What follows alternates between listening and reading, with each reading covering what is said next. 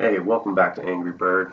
This is Tyler, and there's some other reports going on, and I won't get into the details of all that because hearsay is hearsay, and there are people out there that are trying to intimidate, and so it's kind of hard to put a finger on it if you're just a regular guy in the public to what's coming and what possible things that you might want to think about and maybe even plan for.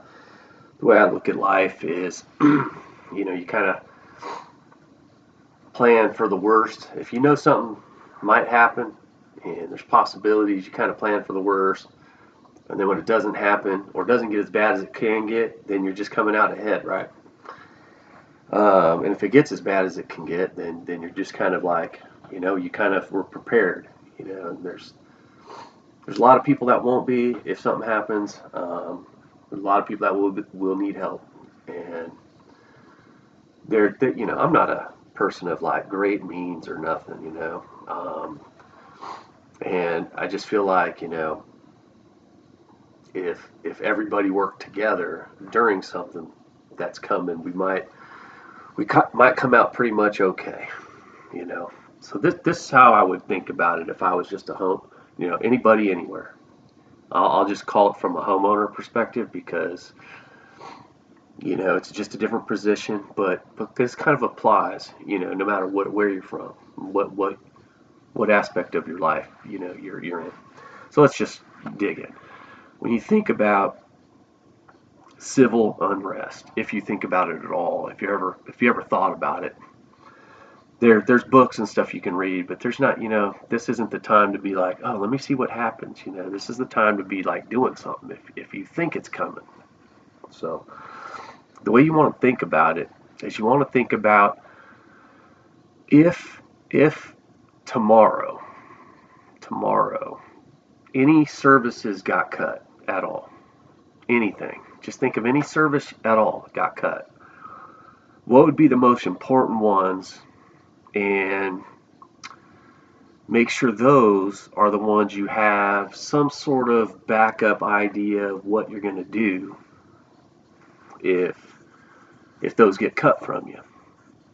So the easiest ones are, you know, let's say they cut electricity. If they decided that, power goes out or something during civil unrest. Well, then you got to start thinking about stuff that might spoil, maybe. You got to start thinking about making sure, like, keeping up on your laundry, to make sure you're not, like, maybe going into some civil unrest with, you got no clothes. You might want to think about water and fuel, not necessarily fuel for your vehicles, but that's super important. But maybe cooking fuels, maybe fuels to heat yourself if it's cold, and So when you think of civil unrest, put yourself in the mindset of like surviving through something where no one else will help you. And if you think about it like that, don't think of it like I can just go to the store and get gas. I can just go get a gallon of milk. I can just go get some yogurt. And not everyone can even do that. I mean, I know I'm probably going to be talking to myself for the most part as I start, but as I pick up people, there's probably people out there that can't even do that. They're going to be super dependent, because they're just paycheck to paycheck, or they're behind already and they're already struggling.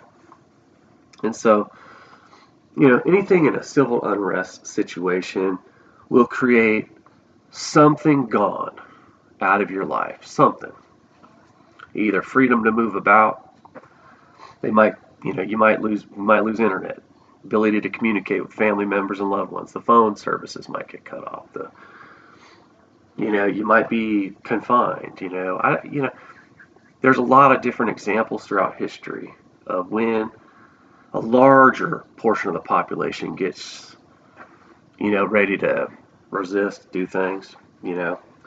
So that would be my take, is think of the things in order of importance to you. Um, water is probably priority number one. Then the second thing you can't do without would probably be food, and then the third thing, and so on. And then if you have all these things, can you cook them? Can you do the what needs to be done to kind of get by for a little bit? And that'd probably be the starting point for any real situation.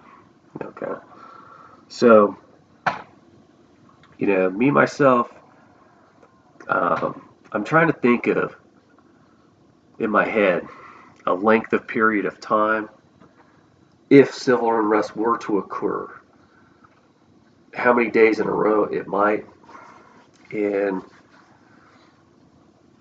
it feels like there's a number out there that makes sense to people, and everyone tells you, like, if you're, for instance, like today, if you're supposed to have, they say, there's recommendations all over the place, but like you're supposed to carry a 3-month balance of money in case you lose your job, right? Or 6-month balance, whatever.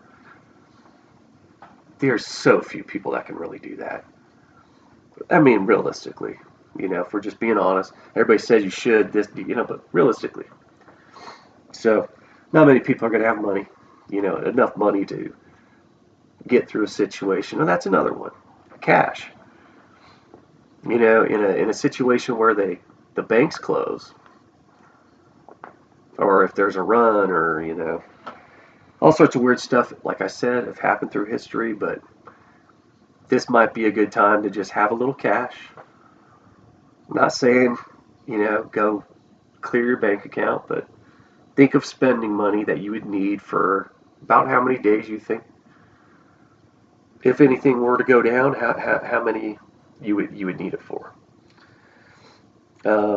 Most people will stay put, and so you're probably going to be, for the most part, staying put. If you're resisting, you might go out there and resist. But the idea is fend for as many as you can, and for as long as you can. And there's going to be a strength to that if it comes to that, because the rocking the boat ain't easy in our society. It's just not easy. And it takes large numbers, and it takes everybody all at once, man, just to, hit them. And when I say hit them, I'm not talking like Trump hit them and I'll cover your lawsuits, okay? I'm talking about hit them in the pocketbook, directly and ongoing for as long as we can hold out. Because what happens is their entire thing crumbles. You have to remember how leveraged all these rich people are. I mean, not everybody is, but some of these guys, they're extremely leveraged, man. They need that cash flow coming from this economy. There's bank notes that these corporations can't hold on very long with. They'll go BK'd. They borrowed so much against themselves, and they're only a few months from some catastrophe. The cars industry is probably going to be looking for a bailout. The way things are going there. I guess what I'm getting at is, if you're going to plan ahead, plan for the number of days you think, help as many people as you can. Because believe it or not, I mean, small amount can go a very long way when used as efficiently as possible. I know it sounds stupid, but when you don't have money, you find ways to stretch food. You find ways to stretch resources. You know how to do it. Some people don't. They blow through stuff like, there are times I think I do, I just blow through things and not even thinking about how much I'm blowing through, resource-wise. But, in a time like this, resources are everything, and sharing them helps a bigger good for everybody that needs unity right now, everybody that needs their voices not silenced, and everybody that needs people like me and hopefully millions more to be standing up for them. So I hope I'm hyperbolic again. I'm coming down with something, I think, man. Something's going on. But I hope I'm hyperbolic, and I hope this is just one of those videos again that I could just go, man, oh, these things I'm reading. The Stephen Miller guy, and some of these guys' plans, and the guy that, the vet that just killed himself, and how he went out and talked about how many, they got to get Democrats out of offices. That Project 2025 said so. It's written. They want to get some bulk bill in right away, right out the gate. Everybody on board right away. Package it all together. Just get one quick sweep vote through the House, through the Senate, and then just go. And everybody that's not ready for that, whatever's in that bill, if it gets through, and if it creates this atmosphere that it's just gonna make everything go off the charts, then this is the time. I got to get my voice out there. Like I said, I'm trying to make a record of something, that I did something, that I was trying to say something about it, do something about it, be somebody about it, try to make sense of it in a way that someone that doesn't agree with me yet might go, you know what, man, I'm starting to, dang, I'm starting to see, holy, kind of catches on what's up. Our ancestors went all over the world to kill this shit. They took lives. We dropped nuclear bombs. I'm sorry, Japan, I had nothing to do with that. I can just tell you right now that I would just be disheartened if there was ever a bomb like that ever again in my lifetime. And all I can imagine is that's what we did. We killed all those people, man. All those people already had to die. You know how many Russians died? Do you think Russia wants world all up in chaos again? Do you think they want to lose generations of men again? Look, I'm not telling you guys anything you don't already know. Usually the people I communicate with, some people will say we're all in an echo chamber, right? You guys are just... Truth of it is we objectively see things in a manner that makes our argument stronger. We're the type of people that doesn't go to Cousin Willie to find out what's wrong with our car when he ain't got a degree or any idea about mechanics, but the guy could band-aid shit together like you wouldn't believe. We go to the mechanic. We're the type of guy that doesn't listen to a podcast for our medical diagnosis of what we need to do to ourselves. We go to our doctors. If we got one, if we can afford one. But the point is we listen to people smarter than us, man. And we know when we're outclassed. And we just know when we're outclassed. And so when I get in a room with people that outclass me, it's pretty simple for me. I sit back, I shut the F up, and I learn. And I hope one day that I could speak in the manner of which the people that are speaking to me tell me. But never going to get there today. Something's got to occur first before we can get there, guys. And then everybody sees it. Everybody sees it. We all want change. Everybody wants it to get better. Everybody wants people to have a chance. Problem is, everybody's pointing fingers what the problem is, and everybody's fighting over what the problem is. And something's got to give before we can get to the solution. And if you're thinking the solution is just going to be, just chaos for 2 to 4 years, and just, lip service and lies and propaganda and nonsense, and no violence. He doesn't do the tariffs. He doesn't wreck the economy. He doesn't start trying to throw everyone out. He doesn't get everyone all, out there having to defend people they love. And doesn't try to claim this as a mandate, which it isn't. Not even close. And something's got to give first before we can get there because of this. We wanted justice. We didn't get it. We want criminals to be prosecuted. Any criminal now, right now, today, you go commit a crime. You go suck up to the right people, and it's like all over their whole network. Oh, these guys, these libs are out to get us. They're out to get us. That's all it takes. They can conceal any fucking crime they want. Isn't that amazing? So, if you're me, and if any message like this ever comes across, make some suggestions for me, man. Maybe you have something you would do, that would, or you would suggest. But I think everybody, resources are the most important thing right now. Any you have, to conserve as much as you can, to share as much as you can without hurting yourself when you can, and bring as many people to the table as you can.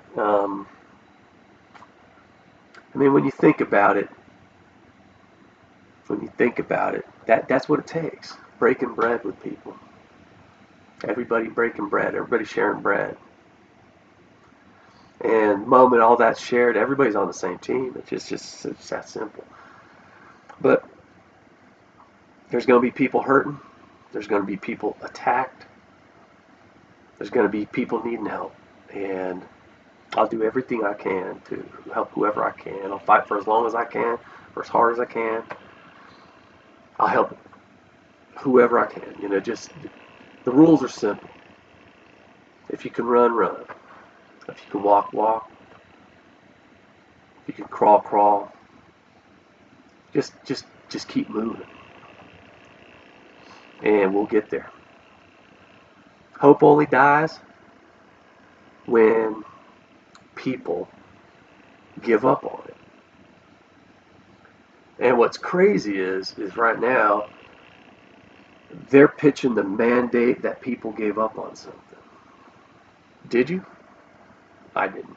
I know, no, there's just not a chance, right? There's not a chance we let or allow something like that kind of ideology to be our country.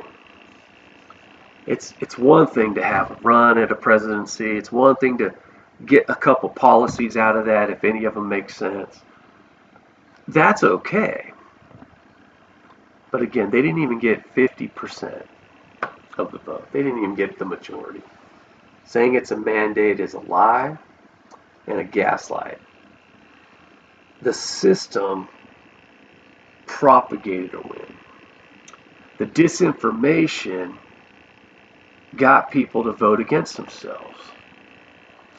And even then, they couldn't push above 50. Even then. Mandate. I hate that word now. It's like a dirty word with me. You know how they treat the Democrats when they go woke? Oh, look, go, if you go woke, you go broke, man. I know everybody's heard that bullshit. It's like, whatever. But that's how I feel of mandate now, man. When I hear the word mandate, it's like that.